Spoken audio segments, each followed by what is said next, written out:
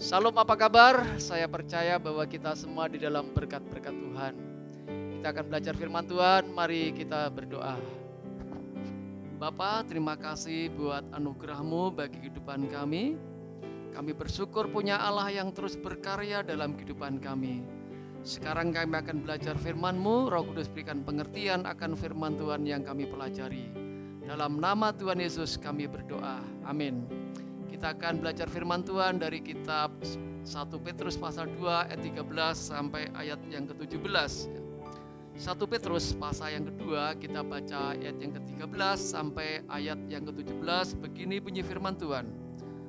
Tunduklah karena Allah kepada semua lembaga manusia, baik kepada raja sebagai pemegang kekuasaan yang tertinggi, maupun kepada wali-wali yang diutusnya untuk menghukum orang-orang yang berbuat jahat dan menghormati orang-orang yang berbuat baik. Sebab inilah kehendak Allah, yaitu supaya dengan berbuat baik, kamu membungkamkan kepicikan orang-orang yang bodoh. Hiduplah sebagai orang merdeka, dan bukan seperti mereka yang menyalahgunakan kemerdekaan itu untuk menyelubungi kejahatan-kejahatan mereka, tapi hiduplah sebagai hamba Allah. Hormatilah semua orang, kasihlah saudara-saudaramu, takutlah akan Allah, hormatilah Raja. Bapak Ibu Saudaraku yang saya kasih dan Tuhan Yesus, sekarang ini bulan Agustus ya. Bulan Agustus itu bulan yang punya nilai sejarah bagi bangsa Indonesia.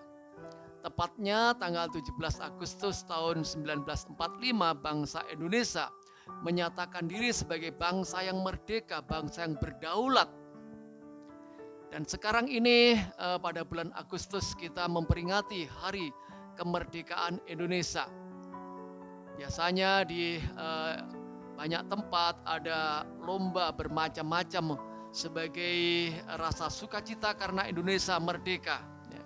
Dan di jalan-jalan dipasang bendera-bendera, ada umbul-umbul dan hiasan-hiasan, pernek-pernek yang menyatakan sebagai bukti bahwa bangsa kita ini bangsa yang sudah merdeka, bersukacita, senang ya. Seperti di belakang saya ini ada banyak bendera, ada umbul-umbul dipasang ya. Nah, kita bersyukur kita menjadi bangsa yang sudah merdeka. Kita sekarang harus tetap berjuang. Kalau pada zaman dahulu saudara-saudara kita berjuang dengan air mata, dengan tenaga, dengan senjata untuk meraih kemerdekaan. Tapi sekarang kita punya tanggung jawab juga berjuang untuk mengisi kemerdekaan itu. Kita sebagai orang percaya punya tanggung jawab di hadapan Tuhan juga buat bangsa ini. Apa tanggung jawabnya? Nah, hari ini kita akan belajar. Tema kita adalah menjadi warga negara yang baik ya. Ada beberapa sikap penting yang harus kita lakukan supaya kita menjadi warga negara yang baik ya. Yang pertama, perhatikan di dalam ayat yang ke-13 dijelaskan demikian. Tunduklah karena Allah kepada semua lembaga manusia, baik kepada raja sebagai pemegang kekuasaan yang tertinggi. 14, maupun kepada wali-wali yang diutusnya untuk menghukum orang-orang yang berbuat jahat dan menghormati orang-orang yang berbuat baik. Yang pertama, kita diperintahkan Tuhan supaya kita menghormati lembaga negara kita. Alkitab mencatat bahwa negara atau pemerintah ini adalah lembaga yang didirikan Tuhan sendiri. Selain ada dua lembaga lain yang didirikan Tuhan. Yang pertama adalah lembaga keluarga, itu lembaga yang pertama kali didirikan Tuhan. Dan Tuhan mau supaya lewat lembaga keluarga menghasilkan generasi-generasi yang cinta Tuhan. Yang kedua adalah gereja. Gereja sebagai himpunan orang-orang percaya adalah sebuah lembaga yang Tuhan pakai sebagai sarana kesaksian. Lewat orang-orang percaya, Yesus diperkenalkan. Gereja itu juga lembaga yang Tuhan dirikan ya. Nah, dalam kitab Roma pasal 13 ayat yang ke-1 ya, pemerintah ini ditetapkan oleh Tuhan ya. Berarti bahwa bangsa Indonesia ini ada karena Tuhan, karena anugerah Tuhan ya. Nah, sebab itu mari kita menjadi warga negara yang baik di tengah-tengah bangsa Indonesia ini. Bagaimana bentuk kita menjadi seorang warga negara yang baik ya? Mari yang pertama kita menghormati pemimpin kita, ya. Mulai jenjang yang tertinggi sampai jenjang yang di bawahnya. Mari kita belajar untuk menghormati mereka, menghargai mereka. Kebijakan-kebijakan dibuat, mari kita ikuti, ya. Karena kita tahu bahwa setiap pemimpin punya tujuan yang baik bagi warganya, ya. Kalaupun ada seorang pemimpin yang dianggap tidak baik, yaitu sifatnya oknum, ya. Tapi pada dasarnya seorang pemimpin itu pasti mengusahakan kesejahteraan bagi warganya. Dan kita sebagai orang percaya, mari kita menghormati, menghargai pemimpin-pemimpin kita dimanapun kita berada. Jadilah sebagai orang-orang yang menghormati pemimpin kita, ya. Berikutnya, mari kita juga belajar untuk melakukan apa yang ditugaskan pada kita. Apapun bentuk tugas yang dipercayakan pada kita, baik sebagai pegawai negeri, sebagai wira swasta, mari kita lakukan tugas-tugas yang dipercayakan pada kita, ya. Bentuknya adalah mari kita ikuti kebijakan-kebijakan pemerintah kita. Selain itu, mari kita juga belajar juga mengusahakan kesejahteraan kota kita atau negeri ini. Dalam kitab Yeremia pasal 29 ayat yang ke-7 di sana dikatakan, usahakanlah kesejahteraan kota di mana kamu aku buang. Artinya kesejahteraan di mana kamu ditempatkan, dan berdoalah buat kota itu kepada Tuhan, karena kesejahteraannya adalah kesejahteraanmu juga.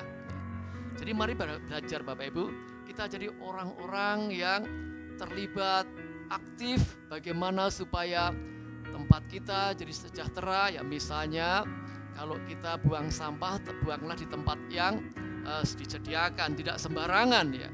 Karena ketika kita buang sampah sembarangan, yaitu bisa mendatangkan kuman-kuman penyakit, ya. Mari kita belajar bangun sebuah kesejahteraan bagi kota kita. Jadi itu yang pertama, ya. Warga negara yang baik menghormati lembaga negara kita, Indonesia ini. Yang kedua, di dalam ayat yang ke-16, ya. Sikap yang kedua 16 di sana dijelaskan demikian, hiduplah sebagai orang merdeka dan bukan seperti mereka yang menyalahgunakan kemerdekaan itu untuk menyelubungi kejahatan-kejahatan mereka, tapi hiduplah sebagai hamba Allah. Yang kedua, mari kita sebagai warga negara yang baik, kita hidup sesuai dengan status kita. Status kita, ya, sebagai warga negara, kita orang sudah merdeka. Kita tinggal di negeri yang sudah merdeka, ya. Bebas berekspresi sesuai dengan yang diatur, ya. Bebas lakukan apa saja sesuai dengan aturan-aturan yang ditetapkan pemerintah kita. Kita orang merdeka. Tapi kita juga secara rohani, kita juga orang yang sudah merdeka. Merdeka dari apa? Merdeka dari ikatan dosa. Dulu kita adalah orang-orang diikat oleh dosa. Ya, dijelaskan dalam kitab Roma 3:23. Sebab semua orang telah berbuat dosa dan telah kehilangan kemuliaan Allah. Kita terikat oleh dosa. Dan dosa akan membawa kita pada penghukuman. Allah kita mengasihi kita. Dia datang ke dunia, menjelma jadi manusia. Ya, dalam pribadi Yesus, mati disalibkan buat kita. Ketika dia mati di atas kayu salib, dia sedang menyelesaikan, membereskan dosa-dosa kita. Sehingga kita yang dulu terikat oleh dosa, kita terbebas dan kita jadi milik Allah-Nya.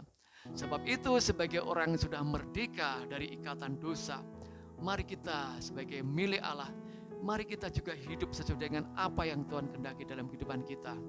Bagaimana sikap orang merdeka itu Bapak Ibu Saudaraku, ya? Merdeka secara rohani, ya. Mari kita belajar untuk kita meninggalkan keinginan-keinginan dosa atau keinginan daging, dijelaskan dalam Alkitab yang kita baca tadi, ya.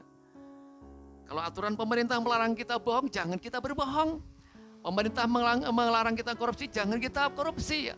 Itu dosa Bapak Ibu Saudaraku, ya. Ya.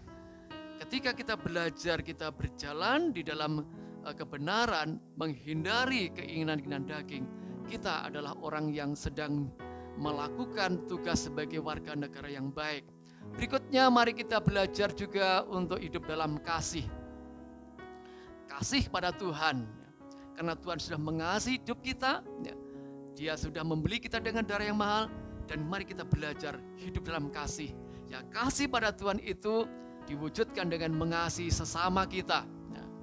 Dan ketika kita mengasihi sesama kita, mungkin saudara kita, tetangga sebelah kita sedang mengalami kesusahan dalam kesulitan, sebagai warga negara yang baik ya, mari kita terlibat aktif menolong mereka, ya berkorban waktu, ya mungkin tenaga, bahkan harta kita, sebagai bentuk kita menjadi warga negara yang baik ya.